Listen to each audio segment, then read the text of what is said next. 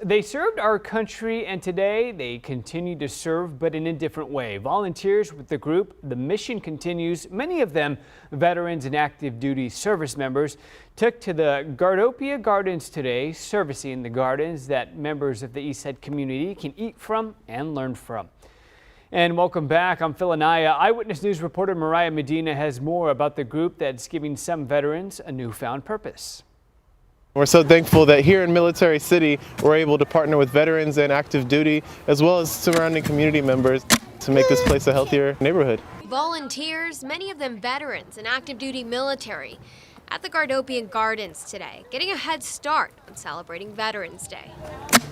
Rather than be celebrated for their service, veterans like Sandra Davis say, we're moving debris, redoing our nursery. We're also going to level out the ground area.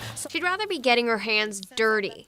She says giving back gives her purpose. I have always wanted to continue to serve and find my purpose, and I believe I found it working right here on the east side. The group doing more than just gardening. So the mission continues is helping us turn San Antonio and the east side into essentially a food forest versus a food desert. Combating food insecurity by planting seeds of service that will continue to blossom for years to come.